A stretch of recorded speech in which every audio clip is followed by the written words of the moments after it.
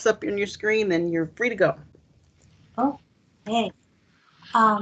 This meeting may involve the remote participation by members, either by telephone or other electronic means, due to the local public health emergency, novel coronavirus pandemic, pursuant to the provisions of Minnesota Statute Section 13D.021.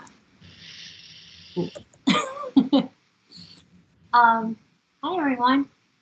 I wanna give a big shout out to Heather, who put together the survey that 12 people took. So thank you so much for taking the survey. Thanks, Chris, for spreading the word. And today, the only agenda item officially is to go over the results. And I just see this as a starting point for this committee to see where we want to be moving forward and what our collective vision and mission for this committee is for. I think a few interesting things came out of the survey, which we'll bring up. Because the survey includes the written comments, and because we're virtual, we'll have to read them. And I was wondering if there are volunteers that would want to read a slide, or probably just one slide, so we just don't listen to the same voice all the time. So, Chris, can we just have people do that in the meeting chat? Is that appropriate? To volunteer to speak and do the order, yeah, that is appropriate use of the chat. Yeah, thank you. Just reply in the chat, and then I'll just call popcorn folks. Okay. Heather, do you want to start with it? Heather, you're muted. End of the day. Awesome. I can start. Do we want to do any kind of screen share? Is everyone comfortable following along? If so, do you want me to just go ahead and share my screen? Yeah, that sounds good. Okay. Give me 1 second to decode the mysteries of Teams and get this up and rolling.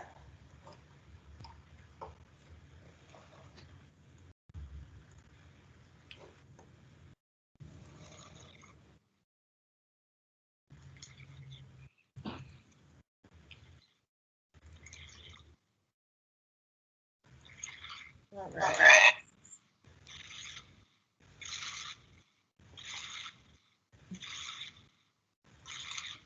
We can start with our most colorful slide. Can everyone see that all right? Yep. Great. So this is just our opening space, so I'll go ahead and move us forward. If you had a chance to take a look at the way that the slides are kind of arranged, we'll just go through a little bit of the demographics, and I'll go ahead and talk through some of the more quantitative slides, and then we'll move into the longer perspective slides, and then our adventurous areas of learning and action. Just before we go forward, I just saw in the chat, Cadence noted that they are stuck in the waiting room. I'm not sure if anyone's able to help with that. I don't see them. I can see the list of everyone. Maybe they can go out and come back in. Let's see.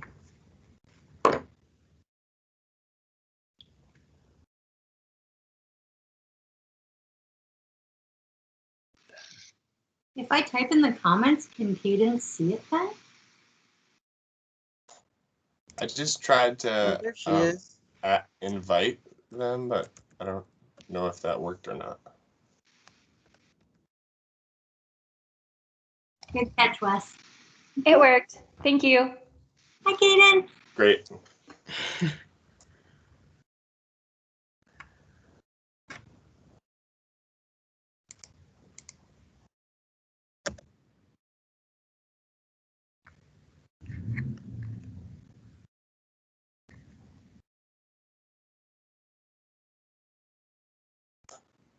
Heather, I think you're on mute again.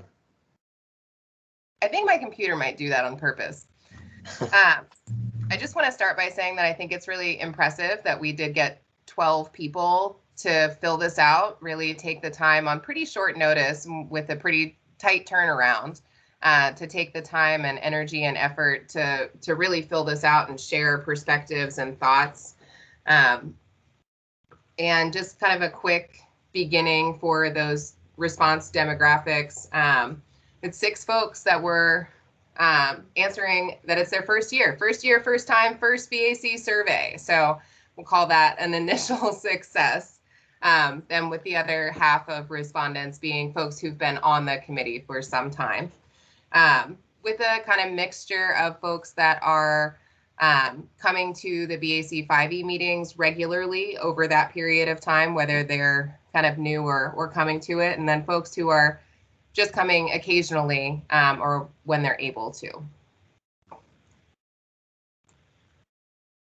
So the next kind of area was that we had folks really kind of ranking interest in the different 5Es. And we included some information about these different 5Es as they've been defined by the 5E committee as equity, engagement, education, encouragement, and evaluation. So as far as the interest, this slide and the chart on it is ranked with the blue areas, darker being more interest, and then the orange areas being not interested or occasionally interested in those individual topics. And so really demonstrating that the interest is largely with those top 3, but still a fair amount of interest in all of those. We do have a later question where we asked folks to rank these different topic areas by priority, and that being kind of a little bit different. We were trying to get at what are folks interested in being active around, and then this next slide about 5E topic knowledge, where we were really trying to ask, so you're interested in it, but how much do you know about that different topic? And again, it's the same color scheme, kind of the darker blue being, I'm often consulted, people ask me about this all the time, versus the orange being not so knowledgeable or somewhat knowledgeable. So kind of seeing that we have a fair distribution of that kind of know quite a lot. Not too many people who are saying they're consulted often. So we're all headed toward expert in this space, looks like. Okay. And then to go through the 5E topic priorities that we asked you to rank. This one, the color scheme is a little bit backwards.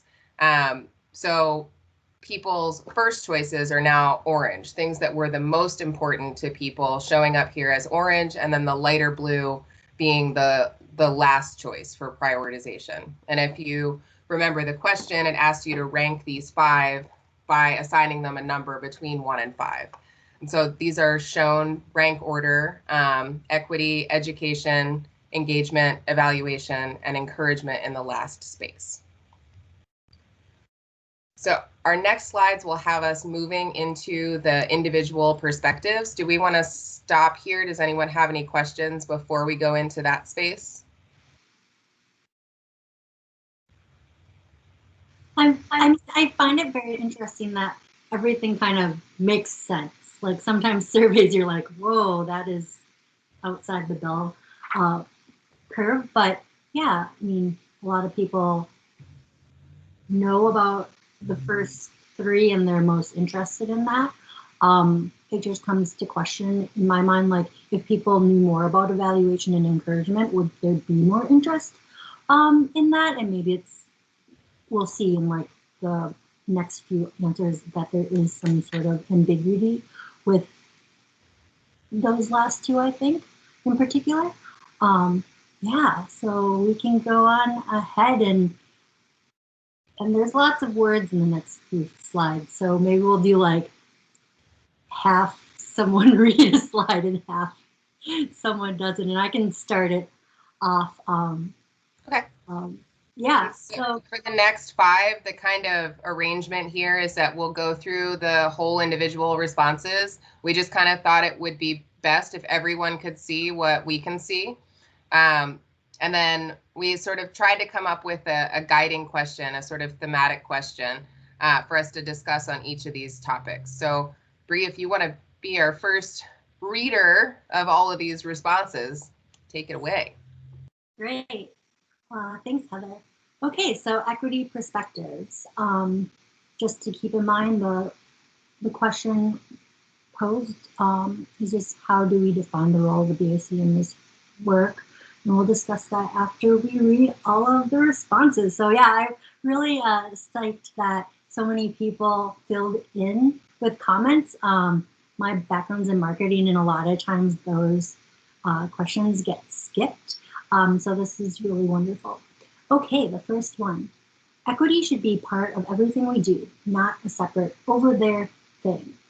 Because biking and walking happen in public spaces, we absolutely need to weigh in on larger questions of public safety and how we create welcoming, accessible public spaces.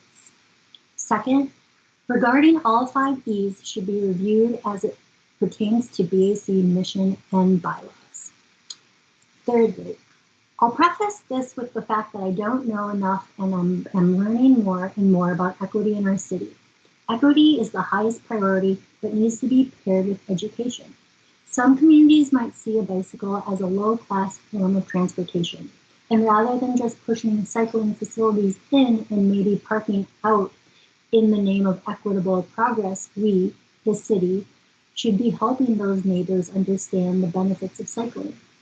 Compromises between bike and auto facilities within these communities is okay, and even better if our engagement education with them leads to more cycling-centric or complete streets. Okay, and I am going to go down the list. So Dan Booty, you're up next. Alrighty. Next comment. To me, equity has to do with both racial equality or equity and the fact that streets in largely BIPOC neighborhoods are more dangerous than streets in mostly white neighborhoods, and modal equity. Bikes should have infrastructure that makes biking an equally viable choice for the average person's typical trips. Next comment. BAC should focus heavily on equity. Planning, evaluation, education, etc., all include equity in them. Next comment. I can't recall anything we've done to foster equity on the BAC. I don't feel like my position as an older woman has been particularly included. Next comment. I think we have a responsibility to ensure that the city is continually working to provide equitable and safe bike facilities in all neighborhoods. Next comment. In policy discussions, we always need to be looking at geographic data on race, income, rental status, density. Next comment. Need to continue to diversify membership of BAC as to race, gender, fresh ideas, and experienced perspectives. Next comment. Equity is key within all the E's, not only by itself, and racial and disability justice should be at the forefront of this work. And that concludes this slide.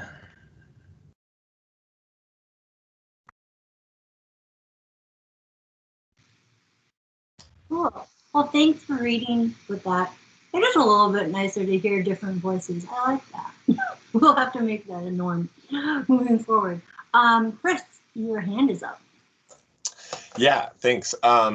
I just wanted to add a little bit of context for today, and then had one also just comment or question for the group.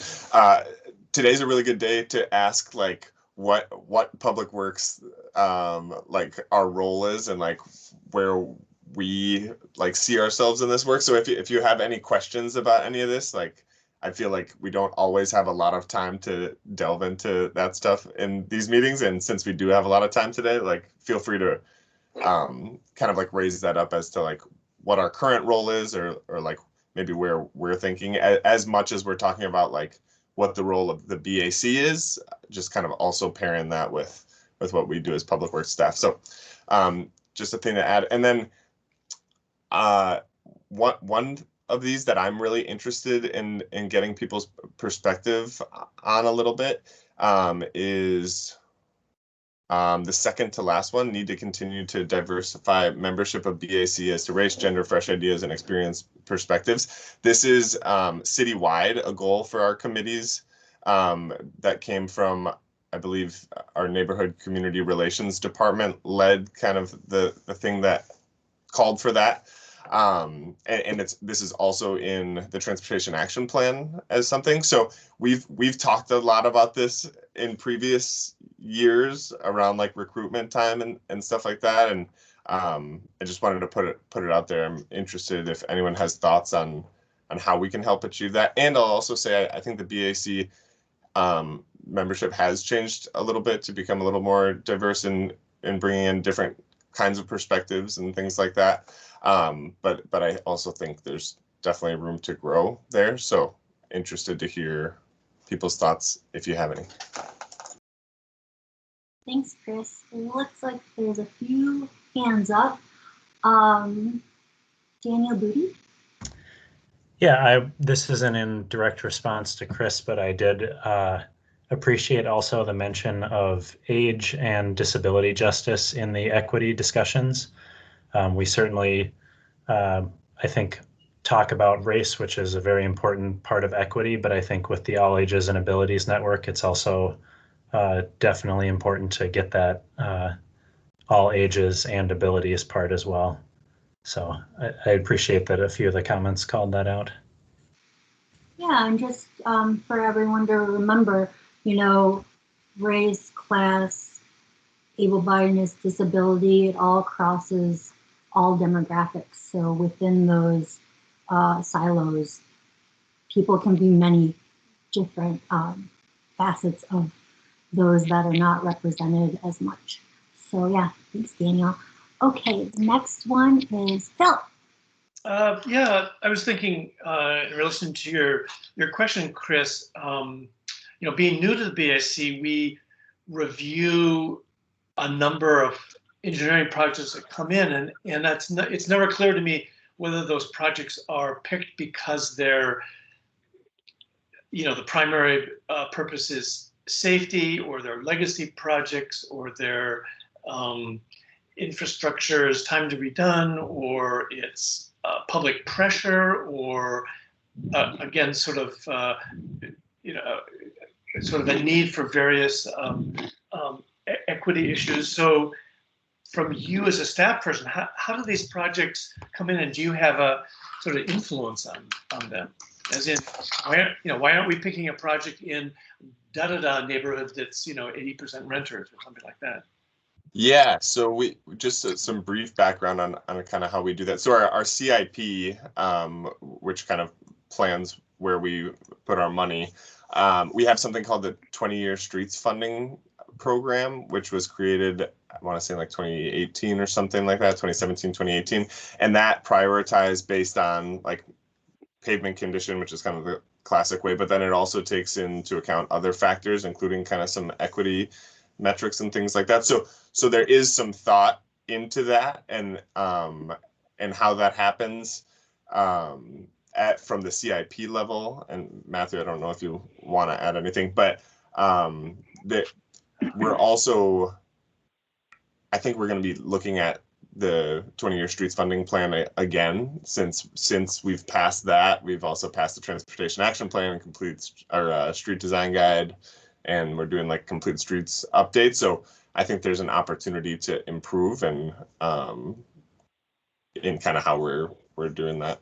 Thinking, okay, yeah. Okay, so back to the guiding question of how do we define the role of the BAC in the equity work? I mean, I really liked that, you know, equity touches on all of these E's, and we chose to do this survey with the E's just because that's our current framework. But then you see, like, Philip, I'm glad you brought up engineering, right? Because engineering is not untouched by all of these other E's as well. So yeah, it's just, this process hopefully just gets us going to think more deeply on what the role currently is and what maybe it should be, and having guidance from Chris and Matthew on like how we can best move forward and get things done. Does anyone have any comments?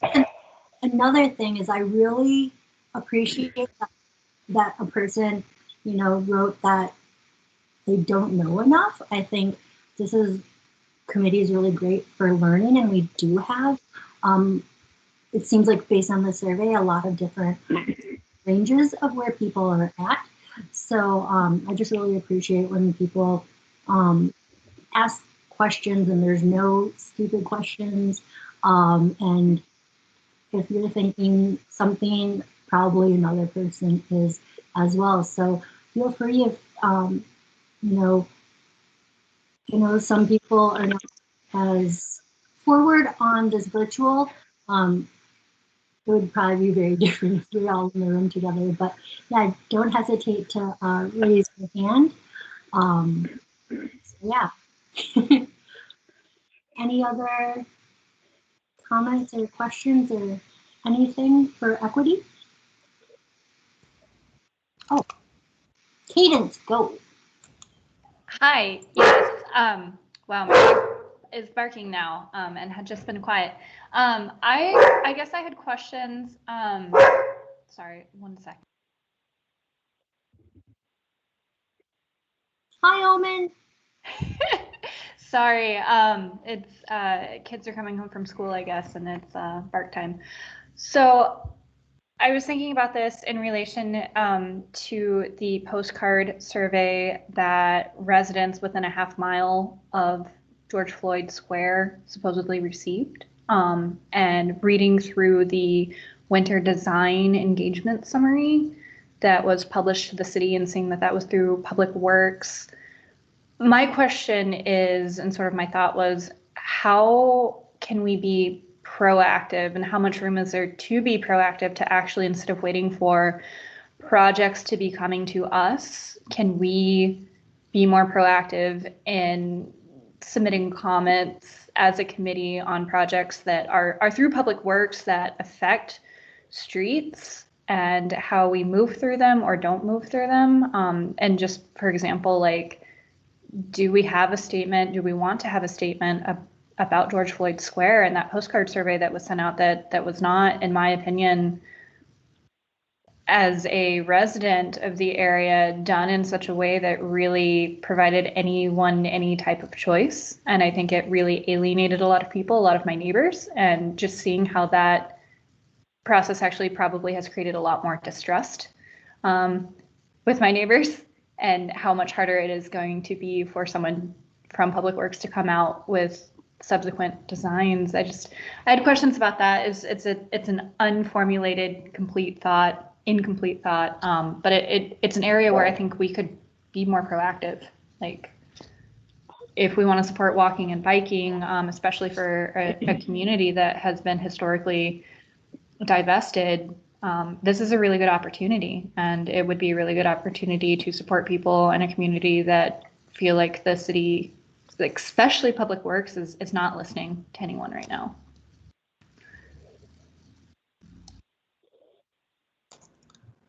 Thanks, Cadence. Yeah, I saw that. Just some background. The city gave residents of the area a postcard with 2 choices of what to do with George Floyd Square. I don't remember what the 2 choices were, but the comments that I saw were like 2 choices and if it doesn't include that individual's choice, it's not really a choice.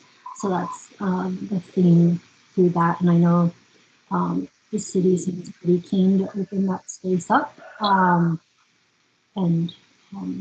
Yeah, there's lots of different opinions in that neighborhood in particular. Yeah, I mean, one of my big questions when I was talking to Nick Mason before I joined the committee was like, what interface do we have with residents or people working within as the committee? Because I know, yeah, Public Works directly does outreach to folks. And, you know, we all are, like, a large part of us, like, represent a ward. So I just don't know how connected everyone is. Personally, I'm not super connected with my Ward 12 as much as I would like to be. So I see Matthew's hand up. Matthew.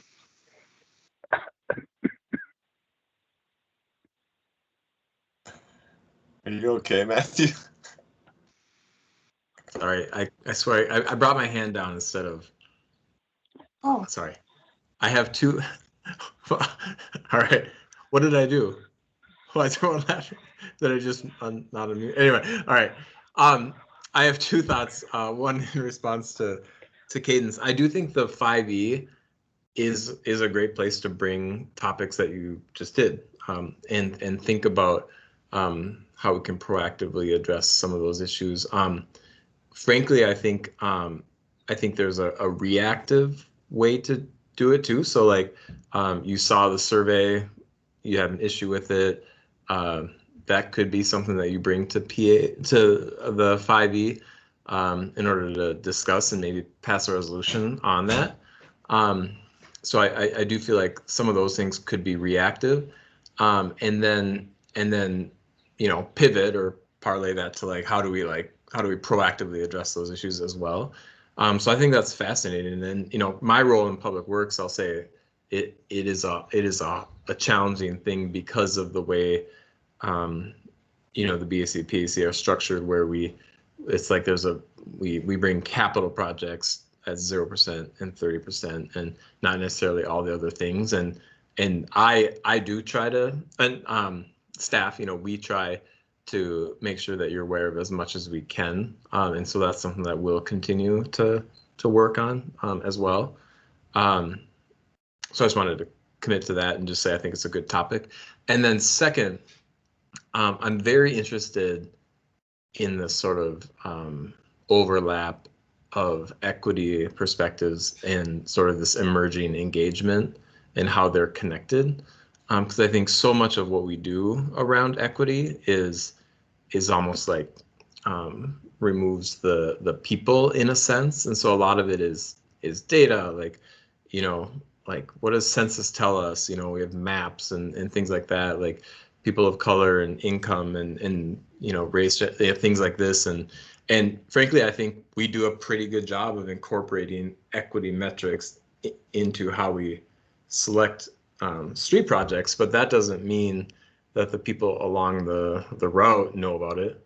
That doesn't mean that we've you know, heard from people that don't show up at neighborhood meetings and maybe more renters and things like that. So like the equity as it relates to engagement is just a fascinating topic to me that we have a lot of room to grow as a department. And I know, just speaking for staff, that we're committed to learning and growing in that way.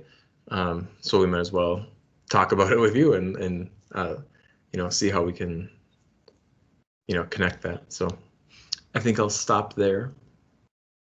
Chris? Yeah, I feel like I should also throw this out here since it fits in with a lot of this. And we are currently doing, so one of the strategies in the Transportation Action Plan and the progress section is to implement a racial equity framework for transportation.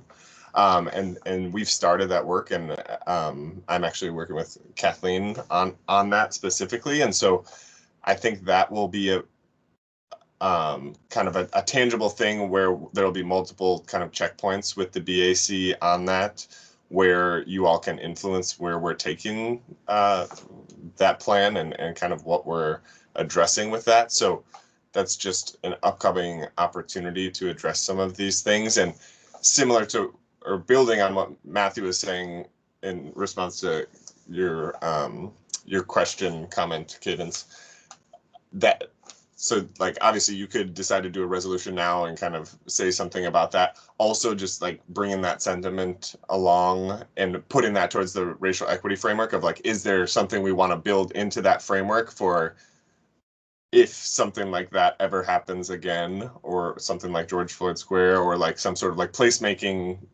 I don't know, like kind of connection, intersection of a lot of things that are happening at George Floyd Square, that we have kind of a plan for how to approach that and how to approach that with community and all that sort of stuff.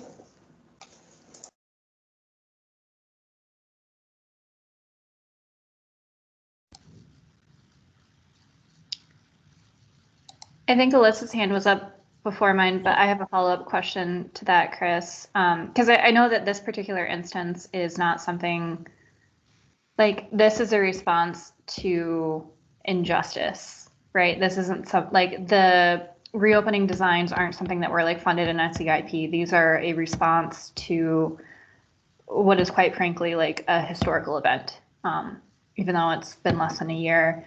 And I think this is maybe uncharted territory from a planning perspective of like, how do you, and by you, I mean like agencies, different elected officials, different departments respond to those.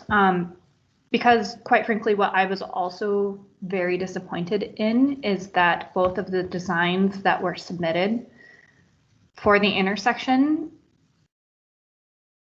really miss this huge opportunity to re-envision what that intersection could mean for biking and walking, especially for a community that is more transit dependent, might not have as much access to private vehicles, and like it's so much more of an opportunity to really work with the community than is even represented in that postcard survey. So it was disappointing from that perspective that like the designs are less than lackluster. And there really is so much potential at this intersection to make it serve community and really go from just being an intersection dominated by cars to like a community space that facilitates community. Which would be awesome, and I think could be a form of justice for a community that is hurting right now. And so that was one thing where I was like, oh, we could have really, really pushed the envelope right now, and right now it doesn't. It's not there. So that was just, that's sort of what I'm still questioning right now, is like, this is an opportunity and it's not going to be here for much longer, and like there needs to be pressure somewhere from someone to really catapult that out of this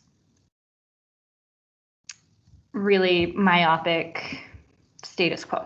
And I have another thought that is escaping me because I'm trying to use really clear and concise language so that I can get my point across. But if it comes back, I'll raise my hand again. Thank you for listening to me. Thanks, Kaden. Thanks, Kaden. Alyssa?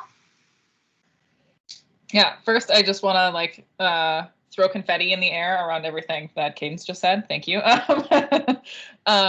And I guess one thing I just want to name that I think we as a committee will need to be wrestling with directly around engagement with like equity is the climate timelines. So often when we get into equity conversations, a lot of what we hear is you need to slow down the process to make it inclusive.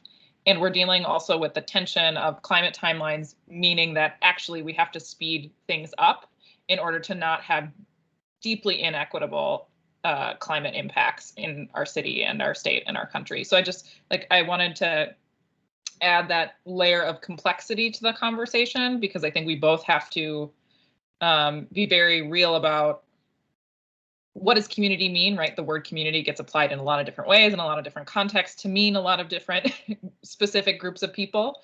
And so we have to be very clear about like who is community and how can we as a committee best engage with and this question of like equity when there are these larger societal things that are beyond our control that we also have to address. So I just wanted to complicate things a little bit, but thanks Bree and Heather for leading us through this discussion. I think it's really great. Well, thanks everyone for sharing. And how, Cadence, do you have an idea of if you want to put forth a resolution? I have loose ideas that are very in the air right now, not really pulled down into concrete things. But I did write on my postcard survey. I'm going to out myself for which postcard was mine. I really think an RFP should be issued for better design for this intersection, and I think that a substantial portion of budget should be submitted and allocated to this project. I think that there should be a CAC and a TAC, and I think that every CAC member should be paid $20 per hour for their engagement. I think that there should be grant money offered to different community groups to do focus groups with community members and business owners in the immediate vicinity of the intersection as a way to really pay people for their labor. So that it's not just empty engagement. So I was thinking of it more from a like implementation of planning and study perspective. Not really sure of how much power or influence our subcommittee has to influence the powers that be on that. Gotcha. It looks like Matthew's hand is up. Maybe it is in response to what Kaden said. Yes, my only thought to add is that the PAC has, expressed thoughts on this via resolution, and so that could be something that you all look at as a starting point, or maybe you don't use it, but it's something, so we can share that.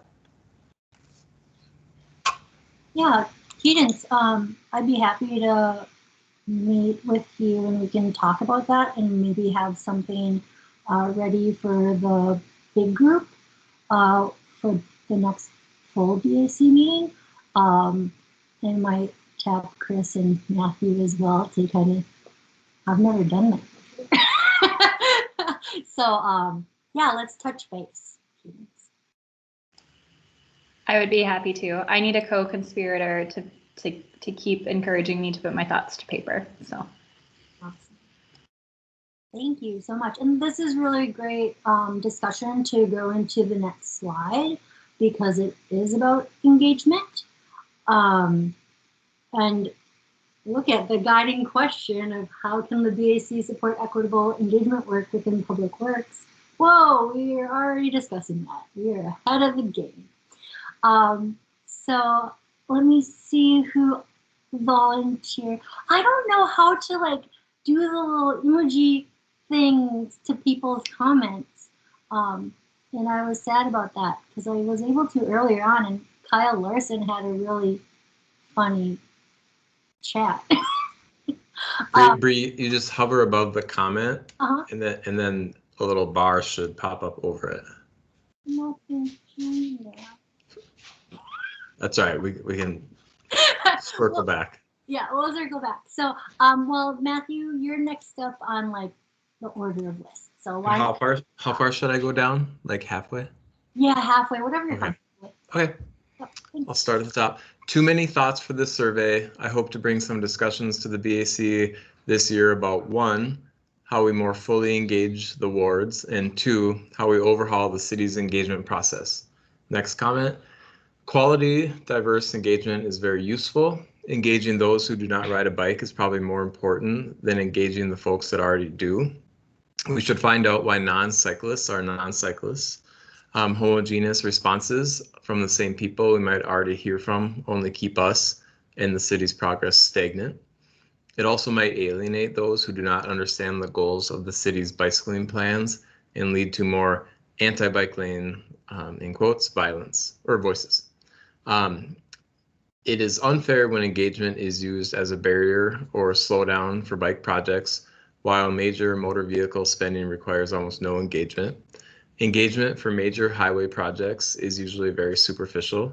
Engagement should be structured to counterbalance, not enhance, the incumbency, familiarity, advantage of public spaces designed mostly for cars. The climate crisis requires a reframing of engagement that gives more priority to future generations and less priority to how convenient it is for me to park my car 30 to 80 feet from my destination. I will stop there and bump it to somebody else. Well, Chris, you are up next. All right.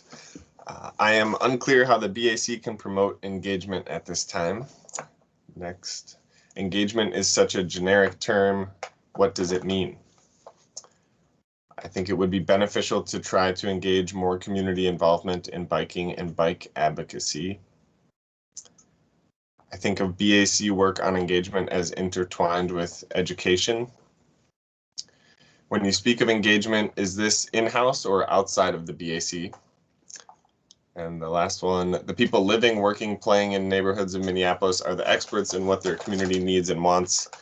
Engagement should not only be one-time action, but continuous relationship building with people who make up our diverse city. Okay, thank you. It sounds like there, I mean, I did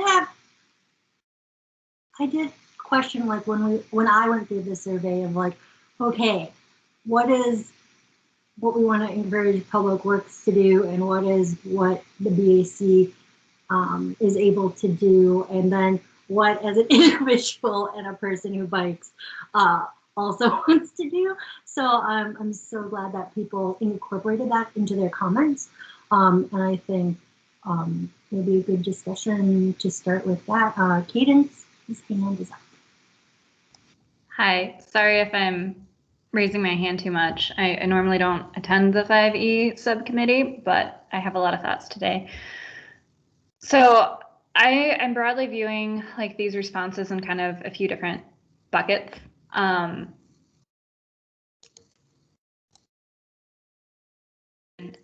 Apologies on my internet seems to go out, but I'm viewing this in kind of a couple different buckets, like slash a concern that I have is that like when there are too many, say, like engagement leads on a project, like if say City of Minneapolis has a project, I'm just going to pick a project that's already been done, 28th Street, East 28th Street, right?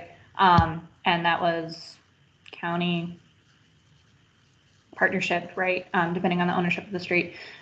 So if then you have like the BAC coming in with engagement, it's kind of confusing. Like it makes sense that engagement for a project is housed within that project. But I think what the BAC can do is write or put together like a guiding document for this is what we want engagement to look like on city bicycle infrastructure projects. Like we want to see 3% of every resident in a project area like be reached out directly in one form or another, like through survey or like through social media or through like a project mailer to a residential address, etc.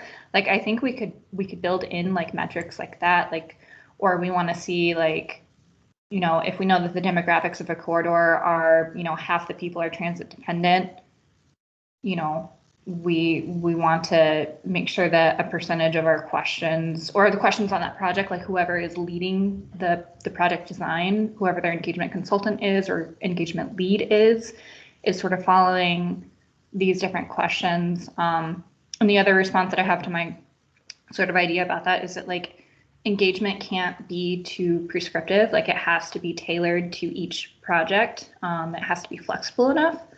But there are still maybe some overarching things that we can recommend or get to. I know that I've seen projects for different cities where in their RFP, they're like, we want 10% of the city's population to be engaged through XYZ.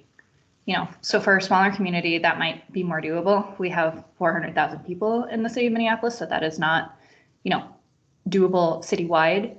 But I've seen metrics like that thrown out. And so I'm curious what that might look like for City of Minneapolis projects and or Hennepin County projects. So.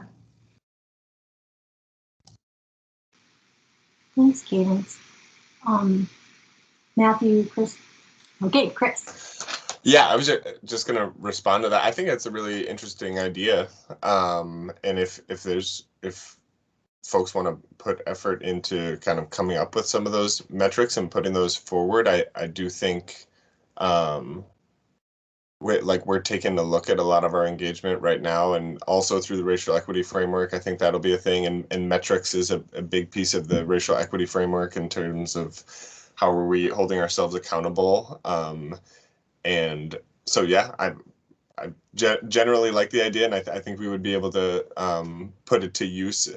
I'll say like not necessarily like we may have pushback or thoughts on differences, but either way, I think that will help us kind of help communicate the BAC's ideas and preferences, and we can figure out how to fold that into our stuff. So thanks.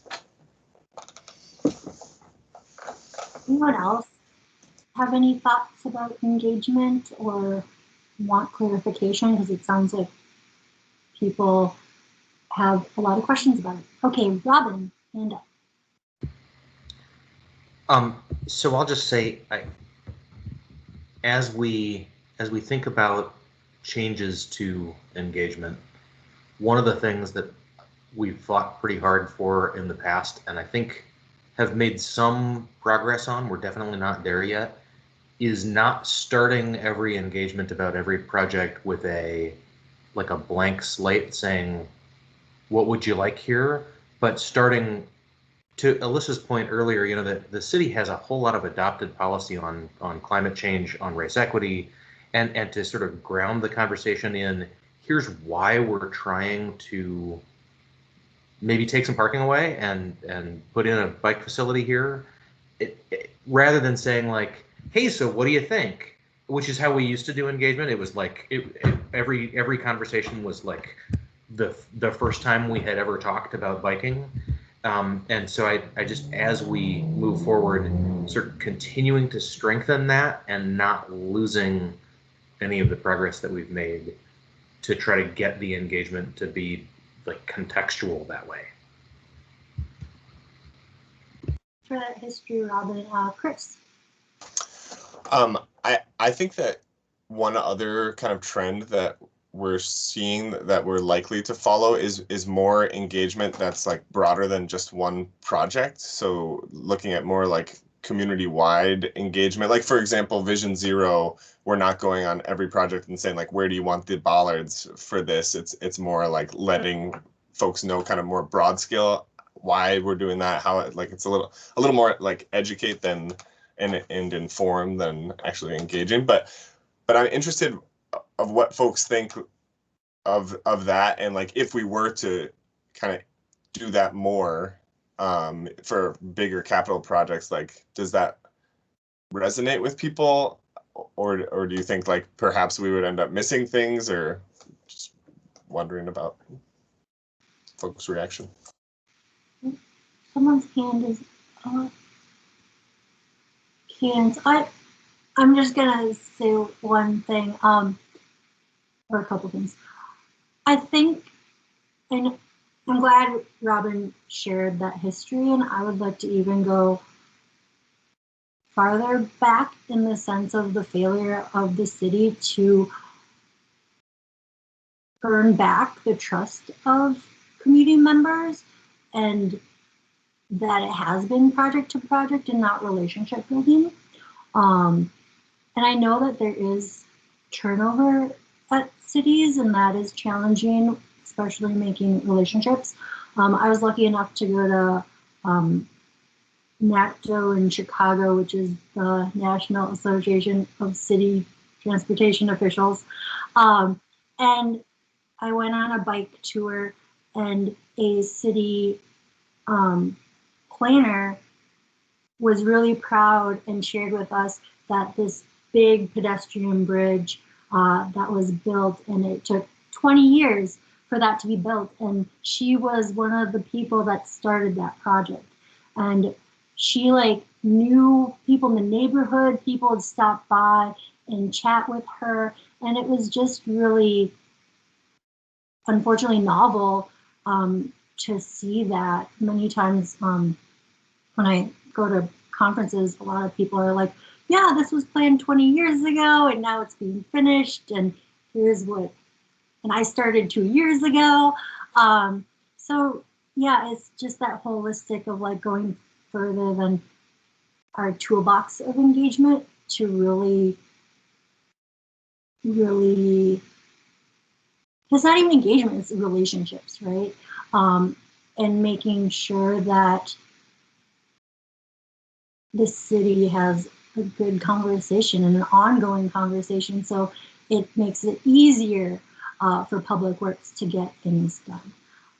Okay, that's my 2 cents. Cadence. Yeah, there's so much to respond to. I feel like we actually have a lot to talk about, and I'll try to be brief. But also just thinking about like continuity. I know the big pet peeve of mine is that in response to Robin's comment, I don't like to engage people if there isn't like a project or funding allocated to a project. Like if there's not something in place, like asking people, hey, what do you want to see? Like kind of wastes people's time. I feel like it's better to have something for people to respond to, like a menu of options, right? So that you can filter it down and refine like a design concept or a project or a program so that people, you know, aren't starting from scratch. And also like recognizing that a lot of the time our engagement, like we're working with like parents and caregivers and teachers and first aid responders and like people where like this isn't their career or like their professional expertise or even like their volunteer expertise. It's true that everyone is an expert on where they live because that's their lived experience. But there is that education that goes hand in hand with like, this is why this design is recommended. Here are the trade-offs, here are the benefits, but here's, you know, where there might have to be compromise. And so that has to be coordinated, right? But also like another thing that I'm thinking about is a project that I'm working on is we're trying to define what equity means in a transportation system for a county, a really large county in the US. And like there isn't a definition because that's the goal of the project, is to figure out what does equity in transportation look like. And so I'd also like to see engagement balance people who live and work in an area, not necessarily be superseded by people who just want to get through an area, if that makes sense. So there's that balance and that tension there where do people who live outside of Minneapolis have a right to try to get through the city as fast as possible? Or do we first owe people who live here, you know, the right to enjoy their neighborhoods? And so are we allocating the costs, benefits, the burdens of our transportation system, particularly active transportation, like equitably to communities? Because what might be equitable for one transportation group might have land development impacts that negatively impact the community that is now home to this infrastructure. So how do you, because a lot of your engagement, I think you're going to hear that equity piece of like, well, we want this, but we don't want the negative impacts of this. Or how are you going to ensure that building a bike lane doesn't displace people or trigger a lot of development that in concert works together to displace people? So that's generally my overarching concern with that. I think that was maybe a coherent enough thought. I think about this a lot, so I apologize if I have too much to say.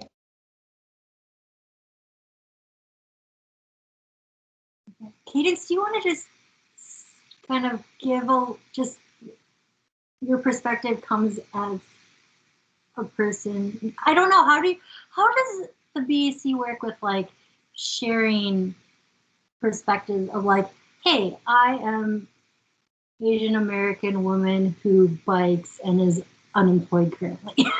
And that's like the framework. And how comfortable people are with sharing that, because yeah, I think it's important to understand where people are coming from.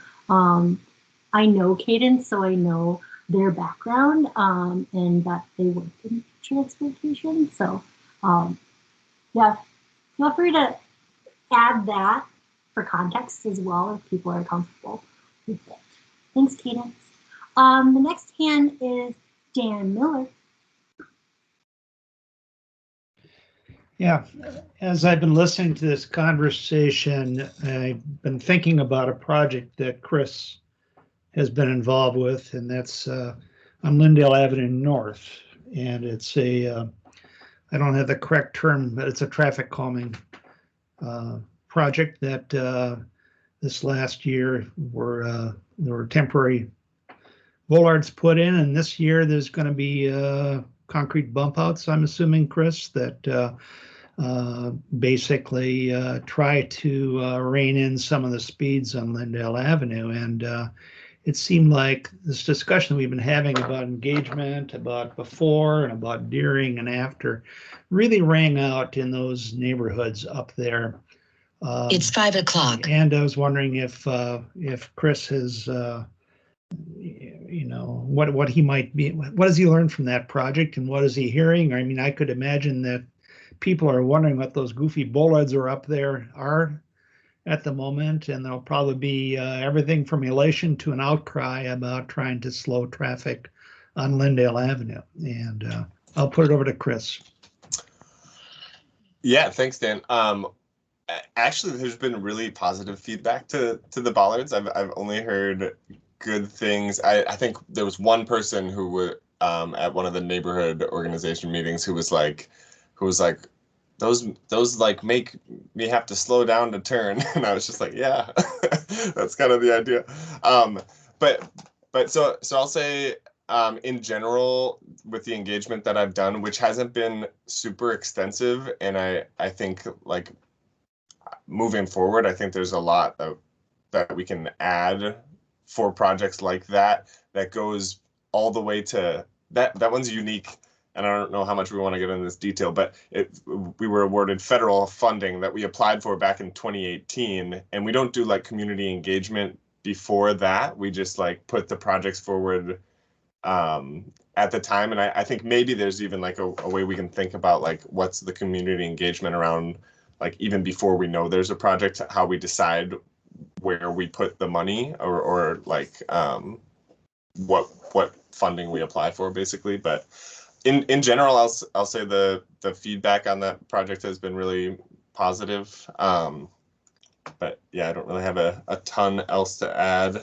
I think maybe like Upper Harbor Terminal, and there's some other projects that have done a better, like more inclusive job of equity, partially because there's more interest in it and like passion around some of the bigger projects. The project that you mentioned, Dan, on Lindale really isn't gonna like, it's not removing parking. It's gonna make it safer, but it's kind of a low impact in some ways. But. Yeah, but I think that I don't know. It's just an interesting one to you don't have the factor. It's bicycles. That's the biking parking thing. So you got that out of the way. It's literally about just slowing people down and being able to get across that street and board buses easier and everything. But I guess the one thought that I have is sometimes maybe you don't toot your horn enough after these things are done. I think that's an incredible project going on up there. That's underneath the radar of a lot of. I can tell you that's an important project. It's really, really cool. And I think that it's worth getting the feedback and also letting people know that, hey, you've had great feedback and you've accomplished some stuff. And I hope we can do more of that. Thank you. Thanks, Dan. Appreciate it. Thanks, Dan. Oh, Deanna, go ahead.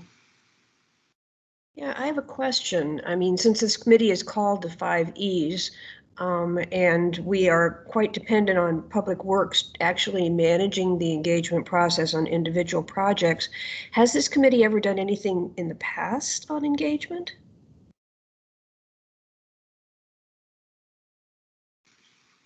Alyssa?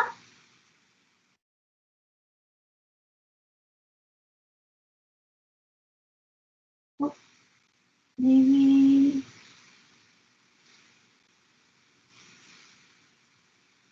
Oh. Okay. Okay, go Matthew. I mean, I think the answer is just no. Right? I mean, I don't think so. And maybe not in like the traditional sense of engagement that I think of for Public Works, I guess. But no, I don't think so. I wonder, I'm not sure if Alyssa's on or not. Has the BAC ever like formally, I know CLIC was, I'm going to get the words wrong, but like participatory budgeting, that's what it is. Has the BAC ever actually formally kind of proposed anything around that?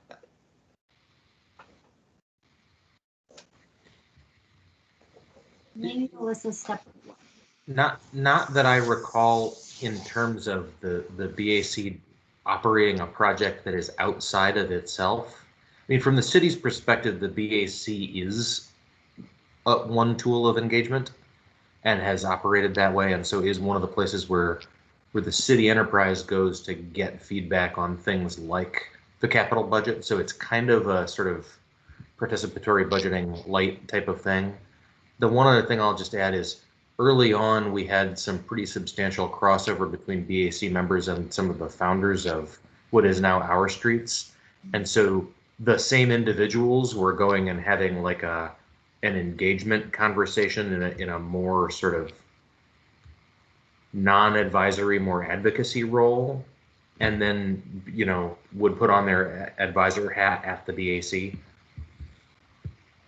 But that's been a while. Oh, and that actually, one of the reasons I asked that is, as Bree pointed out, and I might have to go along with her, is I'm not so sure that I know enough about my ward that says that I'm a proper representative of it. If we're assumed to be the engagement, then I'm assuming we're supposed to be representative, at least geographically.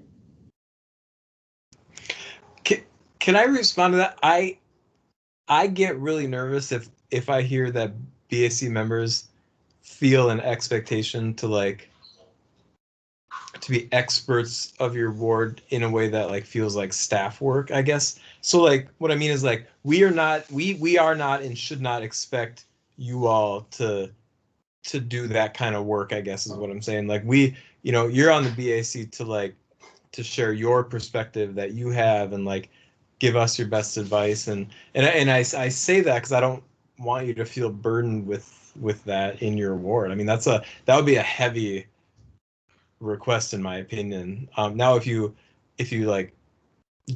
happen to be involved in that way and know a lot, and I'll just say Dan, I feel like you know Ward 1 like probably better than most staff, but you know what I mean? It's like what I'm saying is like anything you want to do or where your interests go sort of like outside of what you're reacting to is always good, but I just don't want you all to feel pressure because it's a volunteer position, and I don't know if that helps or if I'm articulating it correctly, but I especially Deanna, what you said, I don't want you to like feel any type of bad about your knowledge of the Ward 4 project. So I'll stop talking because I'm rambling. Thank you, Matthew.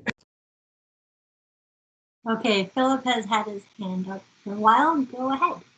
Yeah, I would just jump in to read it. Well, just to say that my takeaway, and reading another comment, is that just as we look at the engineering specifics of a project, it seems totally reasonable for us to think about and advise Public Works also on the sort of how and what of engagements, type, style, pacing, amount.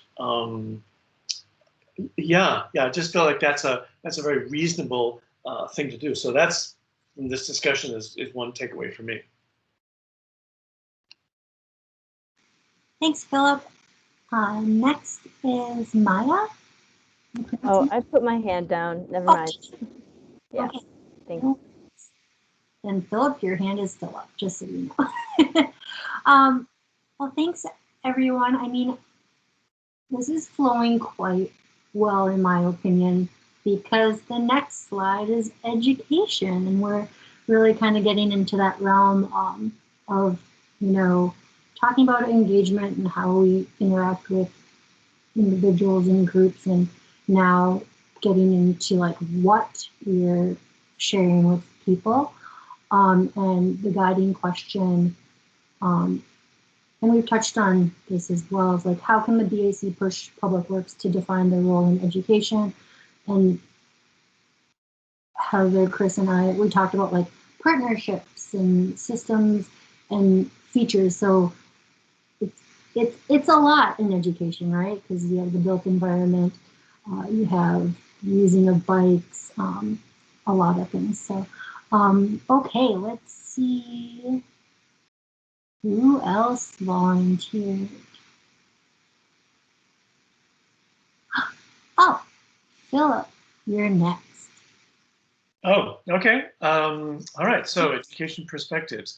It seems like as far as education, tapping into efforts in the education system, Minneapolis public schools, and supporting those are where we can really have an impact. Teach people about cycling and cycling networks. More people who know the benefits to cycling leads to more people riding and leads to more advocates when it comes to vote. Comes time to vote. Most of my perspectives come from volunteering in the MPS, specifically Seward Montessori.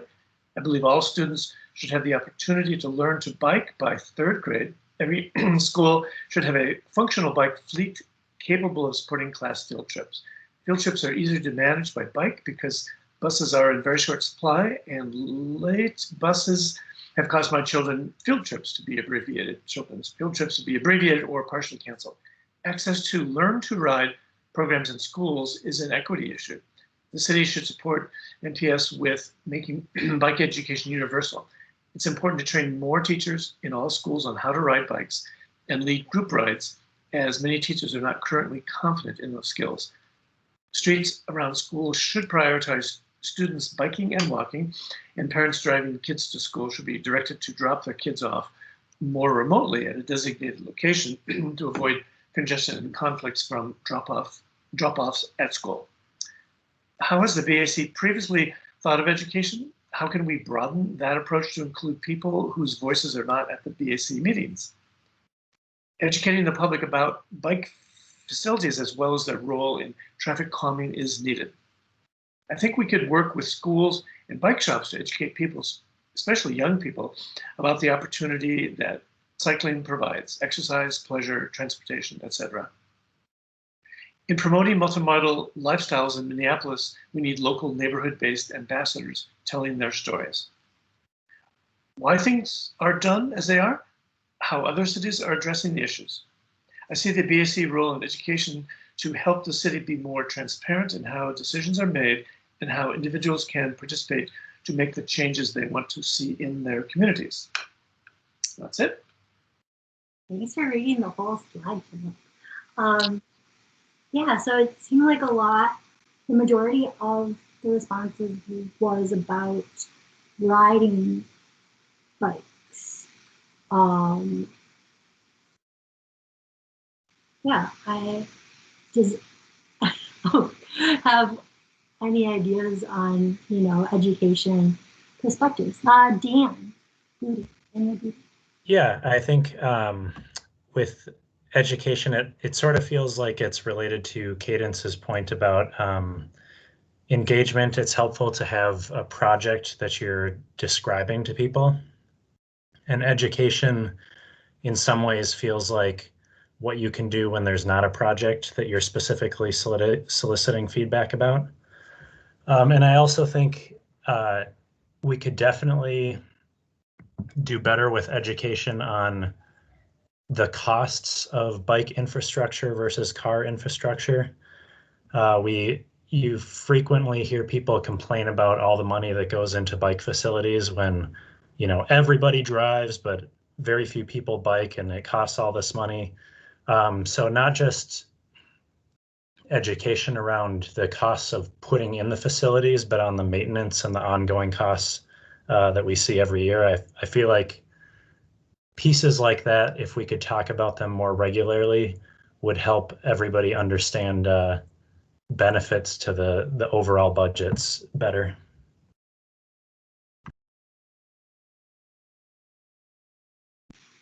Thank you. Katie?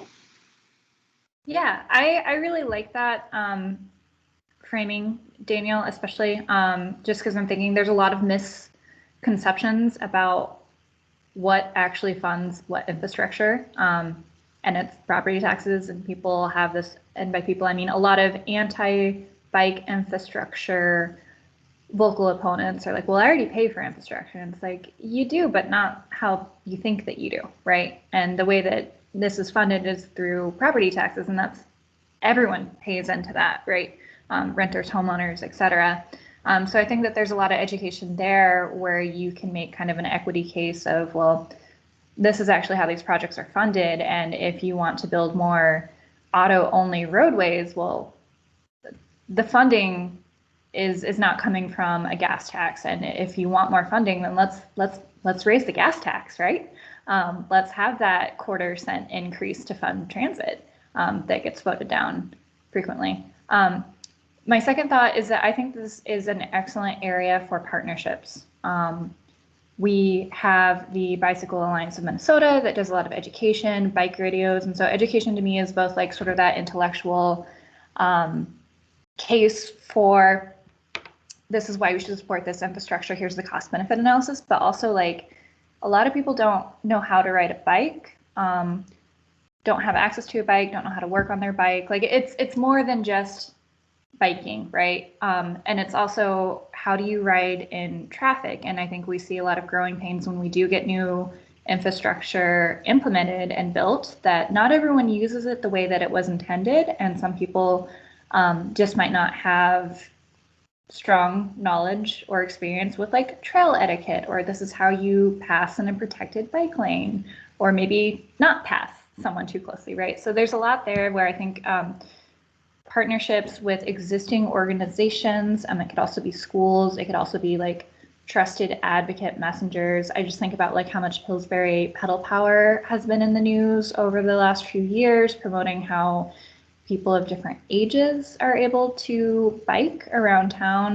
That could be some really good PSAs as well. So I think that this is a very broad category, and maybe it's even like there's like a how to bike in the city of Minneapolis pamphlet. I'm just thinking about like the Share the Road education campaign stickers from I think about 2013, 2014 that were really cute.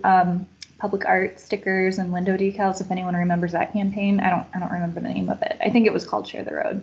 But also could be a great way to like work with artists as well as maybe people that we don't necessarily think as bike advocates, but people in other fields to get that information communicated. Thanks, Cadence. I like your blurry cat. Alyssa. Thanks, Bree. I think this is not a terribly well-formed thought, but one thing that it has felt like the BAC has maybe struggled with a little bit over the last number of years is like, exactly what do we have the power to do as far as education, right? I think the partnership approach, Cadence, that you're mentioning is super important. And I want to be mindful of like the things that the BAC can do do most effectively is influence city policy and influence city funding, and how do those two spheres of influence relate to this question about education if we as a body are not actually doing any of the education that you're talking about. And so I think this has been an area where it has felt really hard for me to sort of get a grip on, besides supporting the existing efforts of MPS and pushing the city to support the existing efforts of Minneapolis Public Schools around bike education, it's felt really difficult to sort of get a grip on like, how can the BAC really have an impact here? And so I'm excited about a lot of these ideas and also still feel a little uncertain about how does that translate to doing the kind of work that we're all really excited about, because like the 20 some odd members of the BAC are not going to go out and teach learn to ride classes, right? Like that's not what we're here for in this BAC role. But it hasn't felt as clear cut in terms of like, yes, this is exactly where I as a BAC member can plug in. I will say that I did have a conversation with Jenny Borden, and one of the things that she suggested we all could do as BAC members would be to connect more proactively with all of the schools in our different wards, for those of us who are ward appointees, and building those relationships and getting a better sense of how we can support like infrastructure and policy decisions that directly impact schools in our neighborhoods. So that's an idea that I'm really excited about, and looking forward to continuing that conversation. And so I just wanted to share that as well. Thanks, Alyssa. Philip and then Rob. When I think about education, or perhaps it's in the encouragement area that we'll get to, but I really do think about how most people who are bicyclists or would be bicyclists are also perhaps bus commuters to work. They maybe have a car. They maybe rent cars. So for me, it really is, and not that we have to be careful about mission creep, obviously, but for me, education about bicycling absolutely has to connect to the sort of, experience of most people, which is we're not just bicyclists, it's just like, if you're a bus rider, you were always a walker, beginning and end. And so you can't, whenever we talk about transit, we have to talk about, pedestrian activity. So for me, and the vision of where we want to help the city go is people who are single, young parents, elderly people. We want people to understand that there's a multimodal lifestyle that you can adopt, and you can, I don't know how many people have 2 cars in this city, but it's really possible. As many of us know, you can get by with 1 car or no car if you have children. But that's a story. Those are big stories to tell. So we have to talk about more than just bicycling. And I'll end. Thanks, Philip. Robin? I just want to second some of what Alyssa said, especially just to say, I think that has been a tension for us for a long time. I remember lots of conversations with Nick Mason, the former chair of the BAC, about this.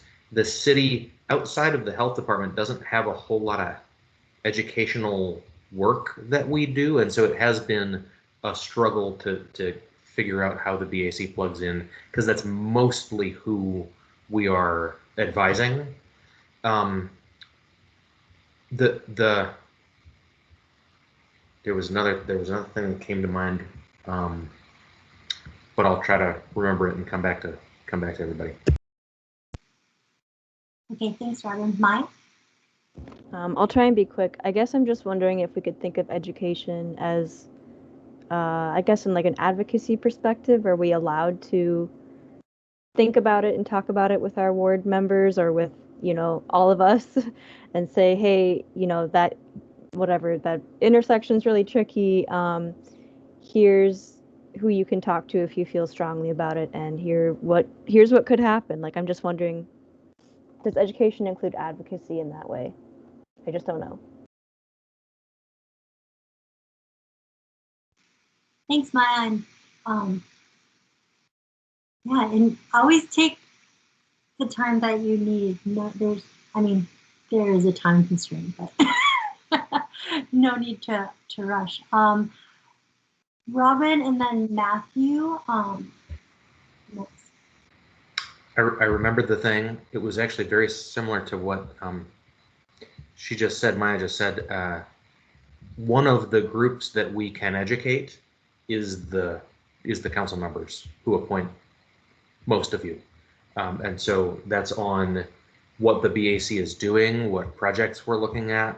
I think having a regular touch point with your appointee or your appointing authority is a great idea, and that should be one of the prime kinds of education that we're doing, and maybe doing that in a little bit more of a structured way than we ever have before. A lot of folks have done it, but it hasn't really been in a structured way. Anyway.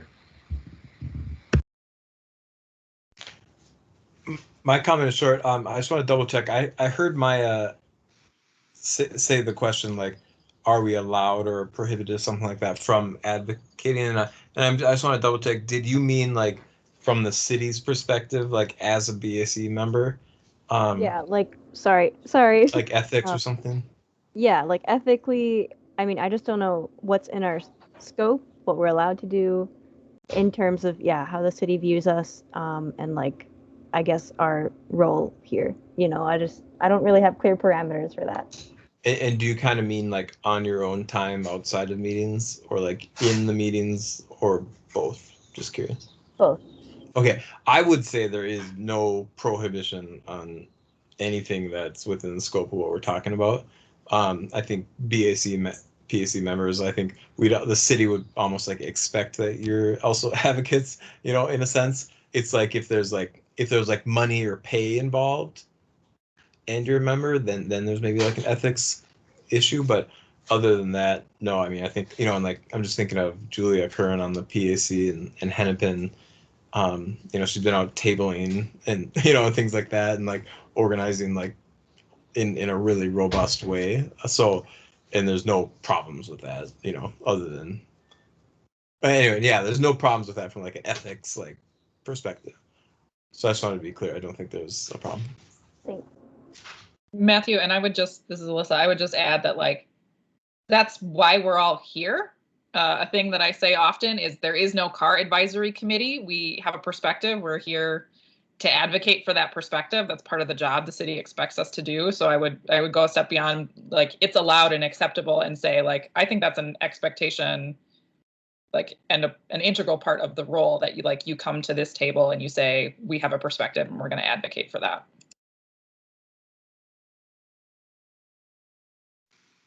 Chris?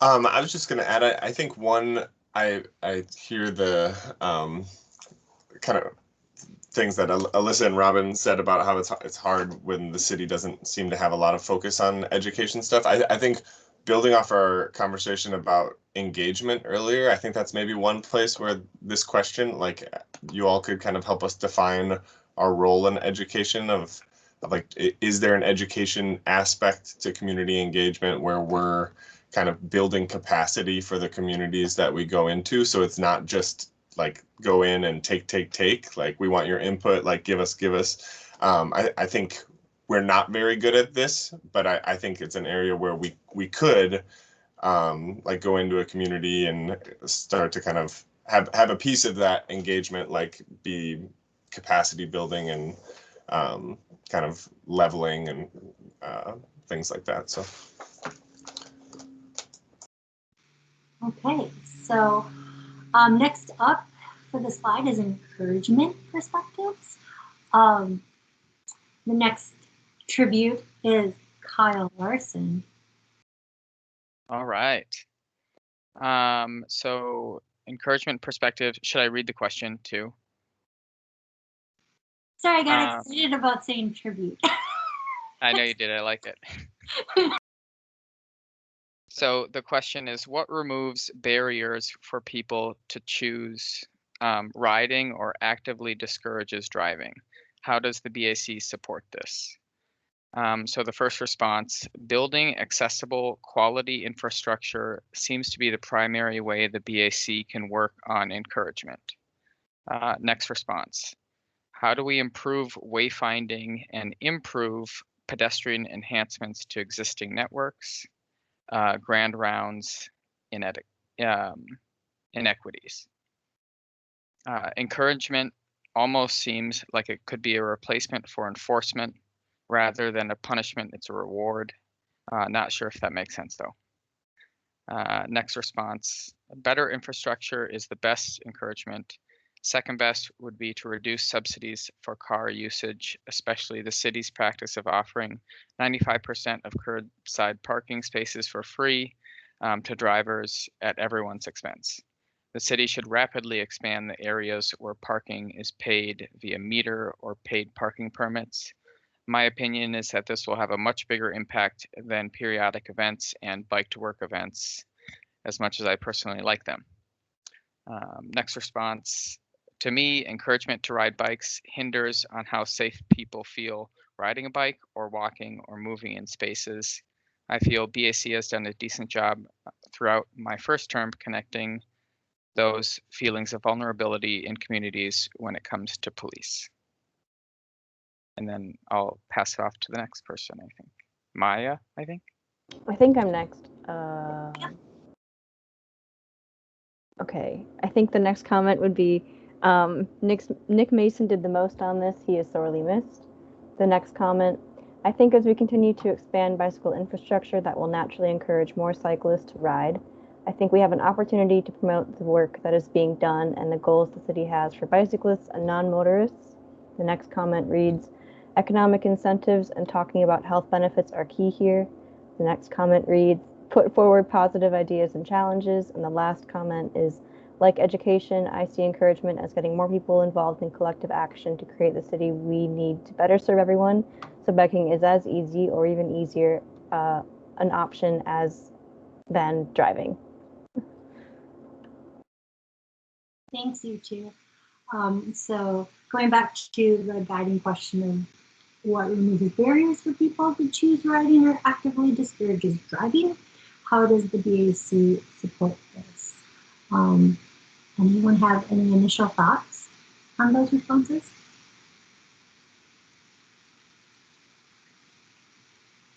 Cool. Yeah, Cadence, go for it.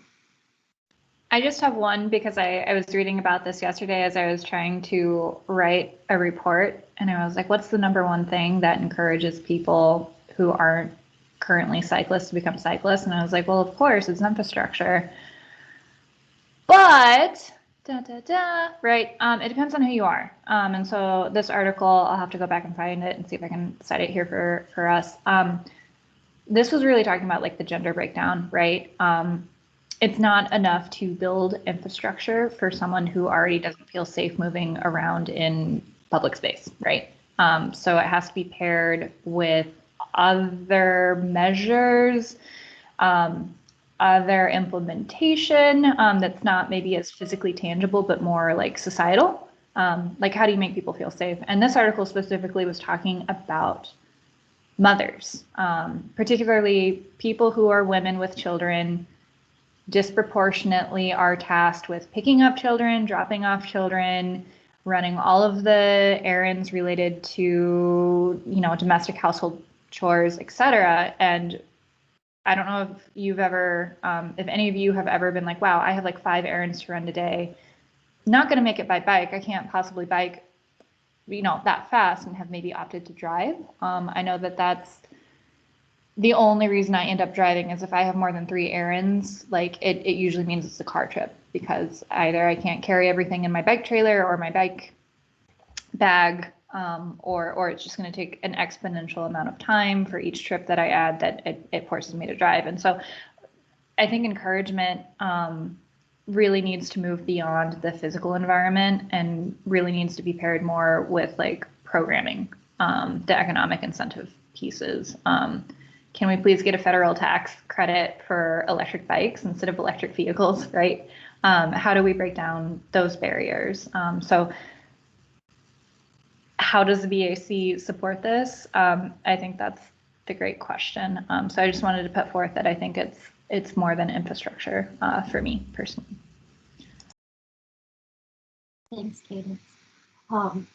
Yeah, I used to work for Transit for Livable Communities, and now it's Move Minnesota, and I was a part of the multimodal federal funding that was back in the day. And yeah, it was interesting because like the big thing we were pushing was options, right? And I think currently, even with all the bike infrastructure we have in Minneapolis, the easiest option is to drive. If it's your physical safety, like I only recently got a car a couple years ago, and like this past year in particular, just due to the anti-Asian sentiment, I don't feel super comfortable biking on the Greenway or even Minnehaha Parkway Trail, where there's just lots of people around. But I mean, those are great infrastructure for cycling and for those that are more privileged or have to use those to get around. So yeah, thanks for that perspective, Cadence. Robin.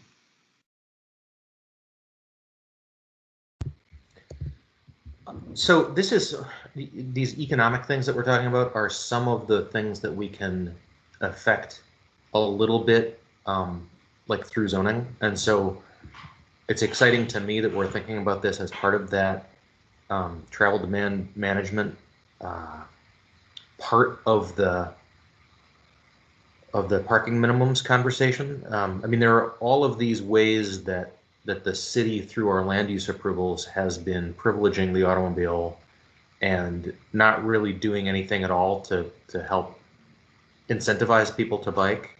And so us weighing in maybe more than we have before on those kinds of issues, that like not just what's the street look like, but what's going on in the building that the city allows to be built adjacent to that street, and how does what's happening at that interface between that private construction and the public realm impact the way that people use the public realm to get around. Anyway, that's one thought. Thanks, Robin. Philip? Well, I was just thinking, when we talk about physical infrastructure, certainly when we talk about cars, then we jump to equipment, as in EVs or micromobility. But I'm sitting here on my front porch, and I've seen 5, extended bicycles come past with gear, tools, children. And that's certainly how I did it with my 2 children, is that you have to have equipment beyond your standards, $25 bike you pick up at the garage sale. So I think in that encouragement, education overlap is helping people just open their minds that, oh, maybe I really can, if it's not too far, if I've got time, if it fits into my other goals like exercise. Let's help people understand that bicycles are not like they were 30 years ago, when you really had to work hard to find anything other than to haul your kids around. You really had to look around over the last years. Not anymore, but most people in Minneapolis, I'm sure, have no idea when they have, for example, have a child, what sort of equipment is there out there, benefits, where can I get it, yada yada. So equipment. Thanks, Philip. Daniel? Yeah, something along that point, Philip, that the city did was actually have bike champions in each department. I don't know how helpful it was really in the end, because I think a lot of people who came to some group discussions were all already bikers, but there were definitely some sessions that shared a lot of ideas, like about commuting with children.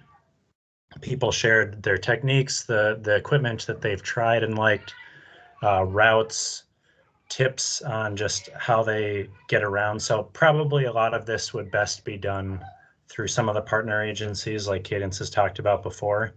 But yeah, I don't know if there's ways the BAC could share some experiences with people, or I don't know, even on some projects, maybe if there's ways that the BAC could envision interacting or provide tips on some of the projects, maybe that would help too.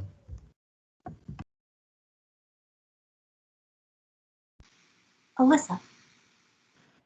Thanks, Bree. I will briefly just reiterate, Philip sort of slid it in conversation, but I think the micromobility question, right? So bike share and scooter share are a really great example of a way that the BAC has engaged on what effectively is encouragement. Having bikes at, if we had bikes at every corner throughout the city, that encourages people to bike, right? There's both the absence of dangers and also the additions of positive things that are beyond infrastructure. So I think that's a priority for me this year, is figuring out how do we continue to engage with this question of bike share and micromobility in Minneapolis. I do also think that there is a role to play from a narrative change theory perspective, and I haven't quite nailed down what that is yet, but we know narrative change theory tells us that a lot of the decisions that people make at policy levels and at implementation levels are rooted in a values-based narrative that is not necessarily connected to the facts at hand, right? And we all know what people say about walking, biking, and transit. right? It's like both only a thing that poor people do, and it's also only a thing that like rich white people from the suburbs do for fun on the weekends while they wear spandex, right? And the realities are so much more complex than that. And I think there is a role for us to play in terms of shifting that narrative, whether the audience there is with council members or with the public or with some other like group that we want to focus on, to make sure that we're both making our work of making change easier, but also not allowing there to be this narrative that like actively discourages people from bicycling. I recently, like I taught my sister, not taught my sister, but I like encouraged her to get back on a bike as an adult recently for the first time. And she was like, oh, everything I heard about biking as an adult is that it's like scary and terrible and expensive and really hard. And so I just didn't do it. And then when she did it, she was like, oh, all those things aren't true, right? So I think there's also this narrative change piece that I want us to explore as a group, although I'm not exactly sure what that looks like. Thanks, Alyssa. And I have a comment based on that as well. Again, I mean, I do have 10 bikes, so that maybe I'm a hypocrite, but I really like when I can just wear normal clothes and take out the crappiest bike that I own and just roll around with friends and or run a quick errand or something like that. And just to know that like you don't need fancy things, and also that it's like the chicken or the egg, right? Of like, why do a lot of people think they need those fancy things? And it's because our communities were built around cars. So like it's extremely tough for me to get to a Costco or other places that people want to go to get their basic needs to do that. And so, yeah, I think it is what, Robin said about zoning and then also where I see that the silos within the city they're detrimental because everything touches on all of this. If people don't feel safe because their communities are over policed, then they're not going to bike. If they don't have a grocery store nearby, they're not going to bike. And just to like really reimagine what and how our city and how people interact with it is something to think about. Okay, I think Chris is next.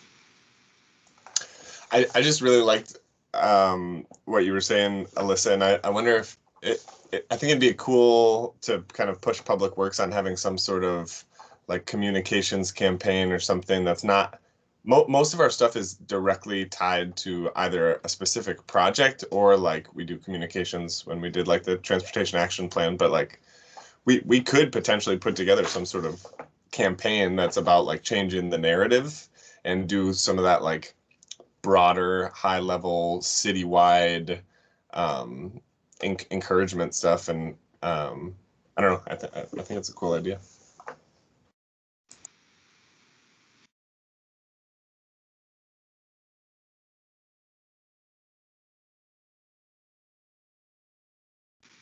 Dan Miller.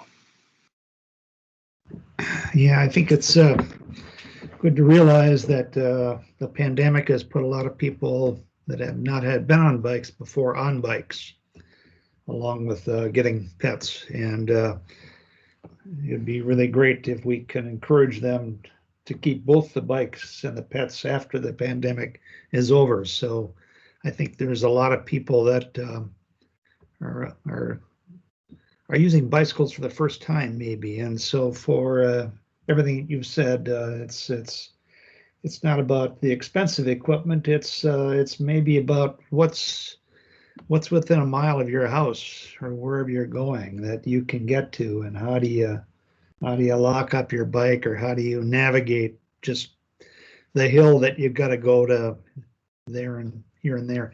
I think that it's an amazing thing to realize working with people is that an avenue you take for granted. Central Avenue is 1 mile from my house, or Johnson is a half mile, or the quarry is a quarter mile. And when you put some things like that, at least to some people, that's quite an accomplishment when they say, well, I can walk a quarter mile. I got a half mile in today, or I can bike to Central Avenue. I got 2 miles in. And that's something that we should maybe think about. And, how do we come out of this pandemic with more people having a bicycle in their possession? Thank you. Thanks, Dan. Philip, do you still have your hand up, or do you have a new thing to talk about? Oh, okay. Okay, the next slide is evaluation, and we have 15 more minutes scheduled in. And I saw that Tyler volunteered to read next. And you can do half the slide if you like, and you can pass it on to me if you want to. Thank you. Sounds good. Thanks, Bree.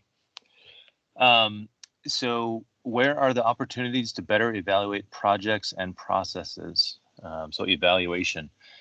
Number one here, this seems like a place the BAC should have more power and influence than it does in practice. We are an accountability body. How do we review completed projects and accomplish revisions and retrofits? How do we ensure a timely completion of bike ped facilities on street reconstructions? How do we understand inconsistent approaches to bike ped enhancements? You really can't tell if something is working if there is no evaluation. Evaluation is the way that we can judge success using data rather than anecdotal observations. Lawmakers like data. Well, the good ones do. Fourth one here. Someone who is perceptive from public works should ride a bike, perhaps together with community volunteer evaluators, on all bike infrastructure projects after the work is mostly complete, but before the contractors have been paid and the job is closed out. Small improvements should be made quickly as needed to make the project inviting and fully functional. Streets on the high injury network should be retrofitted as quickly as humanly possible with fast, light safety upgrades, and those upgrades should be systematically evaluated. The most effective techniques and combinations should be converted to permanent infrastructure as time permits. Number 5 here. I'm not exactly sure what the BAC has done with regards to evaluation. Number 6. We need to do more in evaluating pilot projects and existing facilities. 7, I'm not sure about this one. 8, we must always try to measure and report on economic, environmental, and social benefits of our work. I think I'm on 9. This is important that the goals of the work for the year be evaluated at the end of the year. Things not accomplished to be carried over. And last one here. I'm not clear on this in relation to the BAC at the moment. I guess just make sure the city is evaluating policies and programs properly and not only quantitatively but qualitatively, and making sure the evaluation is tied to city goals. Thanks, Tyler. So back to the question for evaluation. Where are there opportunities to better evaluate projects and processes? So maybe Chris and Matthew could just comment on how evaluation is presented, if at all, to the BAC. Yeah, I can give a little bit of context. So for those of you who don't know, maybe this is more than we need, but like the transportation planning and programming division that Matthew and I are in is a relatively new division, like 5-6 years or whatever. So we've been kind of, one of the newer things has been building out the evaluation program, and that's started to grow over the last like few years, but we haven't really kind of applied that in a super uniform way. But that's starting to take a little bit more shape. And next month, for example, the folks who are running our evaluation are bringing, they're doing evaluation on the tactile strip used on Hennepin downtown to separate the bike lane and the pedestrian area. So a super specific evaluation thing. But that I think will be like a good inroads into what kind of evaluation the BAC can work on and comment on. And I think that'll be a good place to kind of talk to Katie and Amy about what their thoughts are for evaluation and the ways that you all can kind of contribute to that. So just a little bit. And so I don't know if I said this, but basically we haven't brought a lot of evaluation to the committees before. And so I think as we start to do that, it would probably come through the 5E subcommittee for all those. Some of them might be kind of included in like the engineering work, depending on what the question is, but. Thanks, Chris. Wes. I just had a kind of a follow-up question about that, Chris. For my own understanding, partly for it as benefits BAC members and also as CPED staff. You said Katie and Amy. So are there people that are specifically kind of like taking the evaluation corner, or like how is that working nowadays in Public Works? Yeah, so they manage our evaluation program, which basically, like, the raw nuts and bolts of what that is that we've started collecting like pre and post data for every project, or theoretically it should be for every project. So like crash data, bicycle and pedestrian counts, a number of other things that I'm forgetting right now. But so that's like the core evaluation program, with the idea that we would be able to kind of go into any of those projects and look at, if we want to say like, what have our bump out projects done, be able to kind of look at those. But there's been a lot of conversation about like how to narrow in the focus on that to be more like to be most useful to us. So I think that's like, if the BAC has specific questions related to evaluation, I think that'll be one of the things that'll be most useful to Katie and Amy, and just the way that we do things, because I think we're trying to figure that out somewhat ourselves now. Okay, thanks. Yeah, I mean, for me, evaluation seems like it could also be tied with the engagement part of it, to follow back with communities and make sure that like they're the ones that are using it. And a lot of times for evaluation, I just hear quantitative measures, and that only, in my opinion, tells part of the story. And also a question that comes up is, if you evaluate a project and it's horrible, how are we able to make changes because the funding is gone now, because the project's complete, and how to build in kind of like,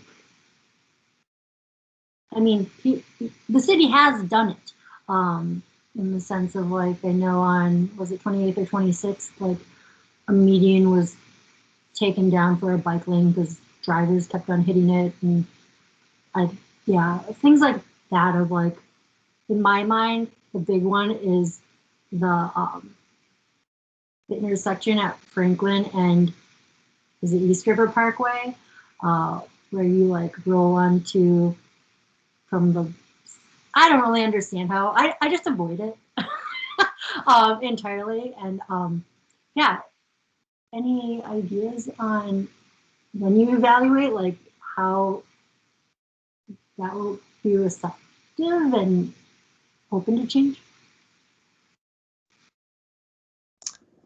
Is that a question for me, Bree? I wasn't sure if you want me. I don't know. It also is just like, a thought process. Well, I'll just jump in quickly. I know Heather's got her hand up, so I'll pass it off then. But I think your point is really well taken. We don't do a lot of qualitative evaluation, and there's excuses for that, like it costs money or a lot of like time to go out there. But the reality is we spend millions and millions of dollars on these projects, so like it's not a very good excuse. But we haven't prioritized that, like survey follow-up or things like that for projects in the past. Thanks. Heather? Yeah, I'd just like to throw out there that a couple of, I think, perspectives about potential for evaluation. And one of those is that evaluation can be used as a framework for engagement and for ensuring that that engagement is iterative and useful. I mean, an evaluation should be useful to all of the participants in it and not just exclusively, you know, thought of as kind of a survey or a way to collect a little bit of information and then maybe loop back on it or not. It can really be a method for developing ways of sharing power and ways of empowering other parts of community to take on some of the direction. I'd also just kind of throw out there that there are methods of evaluation as well. Sorry, I'm like trying to focus, but also my dog is hungry and small. So methods of evaluation that we can use existing administrative data or data that's pulled from other places and combine it with some qualitative and some quantitative data without having to do repeated survey after survey after survey, and use some of that information to do impact evaluation, where we might be able to use data that we already have to talk about what potential data we need to collect or how we need to structure a decision-making platform. So I think with just a few minutes left in this meeting, I don't want to push us too far out of that space, but I do think that we have some other potential opportunities to think about evaluation in a broader spectrum. Thanks, Heather. Matthew? I'll just speak for my role in public works, but I think with evaluation, I think as a department we need to be comfortable trying new things, because we need to do new things in order to meet our goals and get better, and I think we also need to be comfortable with like those things not working, and then the key point is at that time, do we continue to learn and do better next time, or do we say like that concept didn't work, so we're just gonna like not do it anymore and it just be bad? And so I kind of think of the 26/28 example that was brought up in those medians, and that was kind of a quasi attempt at a protected intersection concept, and those things were new and stuff, and it came out, and we've learned a lot since then, and it's taken a long time, but now we're trying to incorporate elements of protected intersections into our projects, and so but I think there can be a fear of that failure, and so I think that's one thing for this group, that I could see it being helpful to like encourage us to try new things, and if they don't work, like that's fine, but we still need to keep doing things to get better. And again, I'm rambling tonight, so I'll stop. No, that's good. Yeah, there shouldn't be a fear of failure. Hopefully that is not the culture in this city. Maybe, I don't know. Seems like it's a U.S. sort of thing, fear of failure, and the retributions that come with that. Okay, Cadence.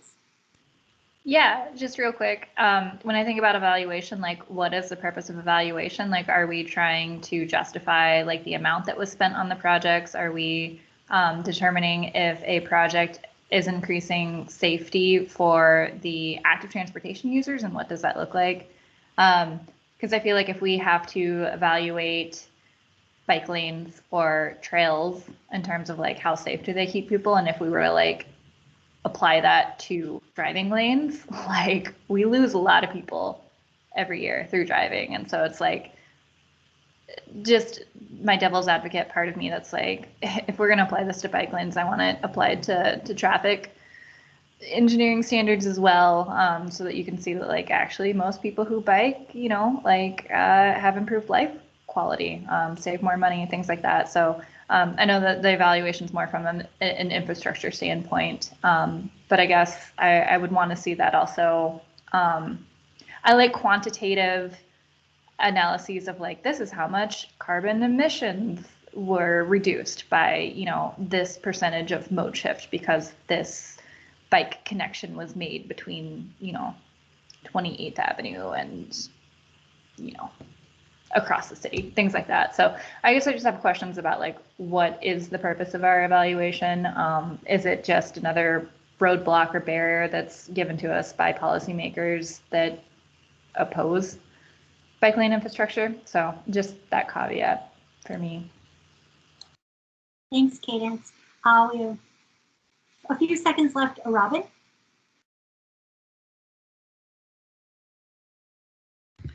I just really wanted to second what Matthew said and say that sometimes I think we in the BAC can kind of fall into the trap of being like pro-cyclical in the fear of failure way, and can help sort of reinforce that dynamic of like, don't try new stuff. So it's just a thing for us to, I think, be careful about, like when we are commenting on a thing that didn't work, how do we blend an assessment of the thing, an honest assessment that it didn't work, with continued encouragement for people to try new things. Thanks, Robin.